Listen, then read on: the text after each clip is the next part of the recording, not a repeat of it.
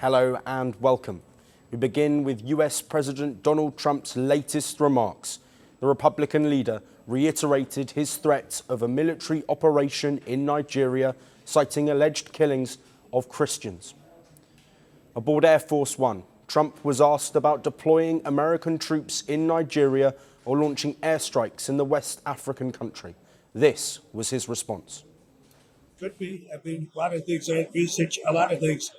And killing record numbers of Christians in Nigeria. And they have other countries very bad also. You know that part of the world, very bad. They're killing the Christians. They're killing them in very large numbers. Not going to allow this to happen. Well, Trump's warning came a day after he took to social media to claim that Christians were being targeted in Nigeria. In a post on his platform, Truth Social, Trump said he had asked the Pentagon to map out a possible plan of attack in Nigeria. He added that Christianity was facing an alleged existential threat in Nigeria because of radical Islamists.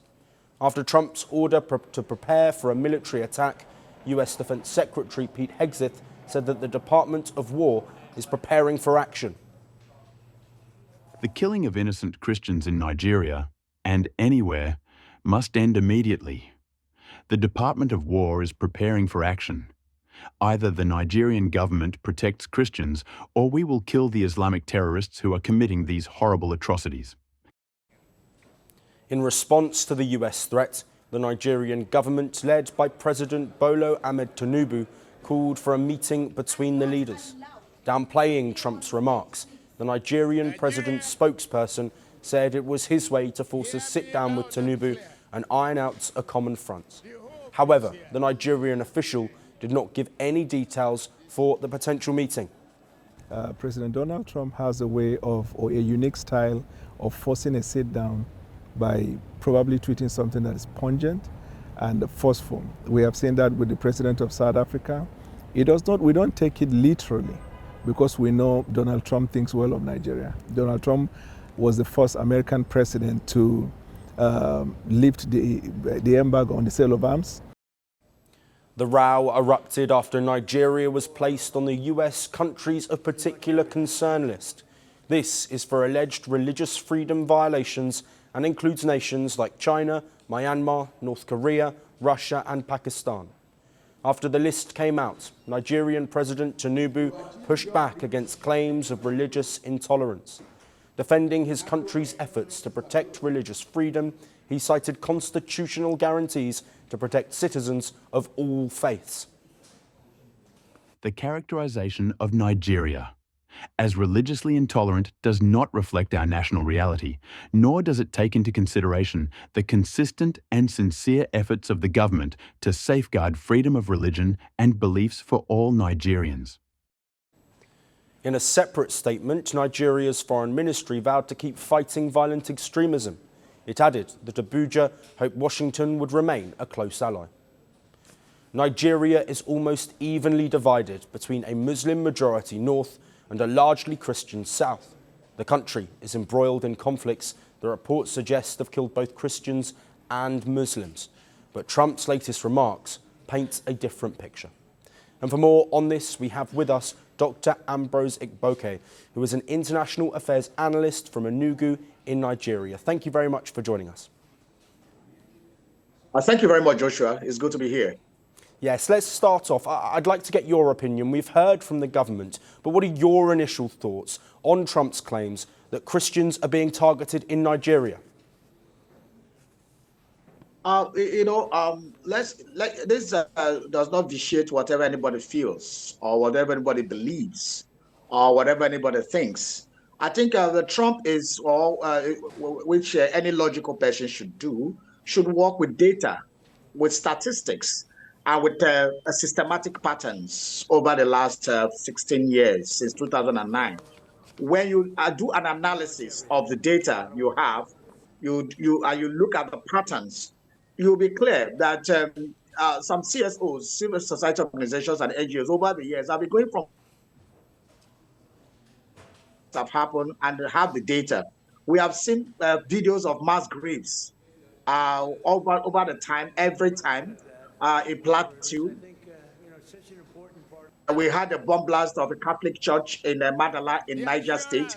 We have one in Owo in Ondo State. We have one in Enugu State, Babinimbo, in 2016, where parishioners of a Catholic church were hacked to death when they gathered for early morning mass. So the examples are so many in the last 16 years.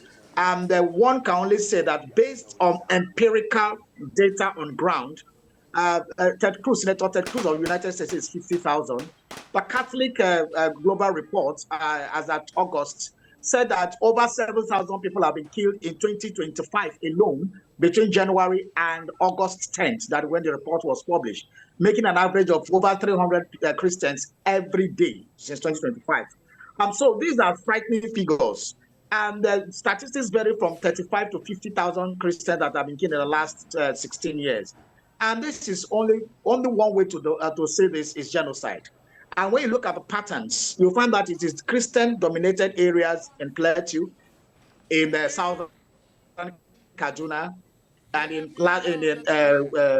Benue State, that these things are, deployed in large scale. So Trump is working with statistics, is working with the data, and these data are easily realizable. If you go to the internet, a lot of groups are published. And these things cannot just be dismissed with a wave of hand. It is not about the politics of it. It's about the numbers. And when you see the numbers, there's only one thing you can say, genocide.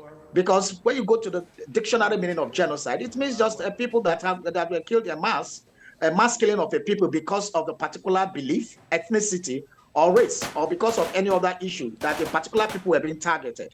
There could be collateral damages of other people, maybe the animists, the African traditional religion, the Muslims, or whatever. But the communities, largely where these things are perpetrated, are Christian communities. So that is, I think that is why Donald Trump said that it was a Christian genocide based on the statistics available. Let's look at some of the comments then from Donald Trump. Of course, a plan he says is going to be put in place. But what would American military action in Nigeria do to bilateral relations? And how would you expect Abuja to respond? Well, Nigeria and the United States have had a very, very long relationship. The relationship is strong, it is solid.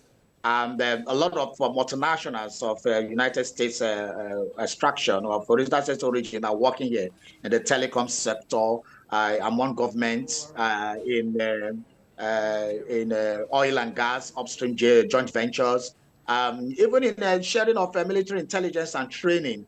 And even some of the weapons we use, like the Tucano jets that were given to us, were bought from the United States to bolster our efforts. But I think what this is that Donald Trump is just expressing his frustration that after all the military aid, military assistance, military collaboration with the Nigerian government, these terrorists are still killing people, having a field day, the massacre of people from one village to another. People are still buried in mass graves. The cycle of violence continues.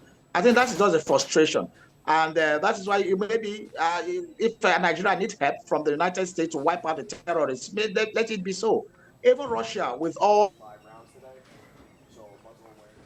its military might, still uses mercenaries. So if Nigerian government needs the services of mercenaries to wipe, what we Nigerians need is that the bloodshed should stop, the massacre should stop, and the genocide should stop. And whatever means it takes to achieve that, I think the Nigerian government should embrace it. But also, I think the Americans should look at tactical assistance rather than having boots on ground for now. It is only if the Nigerian government refuses that, then as a last resort, that can happen. But for now, I think they should have concrete timelines. They can have tactical support for the NATO to make this happen. And then we can now have that support system. And then we can stop these terrorists from attacking innocent civilians and from making people, die just like government is security. And from now, when you see all those massacres, the Nigerian government has failed the thousands of its citizens that have been slaughtered, and we are not in war. Even those in war situations like Ukraine, even Sudan and the rest, I don't think they have this kind of casualties, even in Congo, that are at war. But Nigeria is not at war, yet we have large casualties of a certain number of people in a particular religious sect, particular communities, and the pattern cannot be allowed to continue. Dr. Ambrose Igboke, thank you ever so much for joining us, giving us your time and also insight as well. Thank you very much for having me on the show.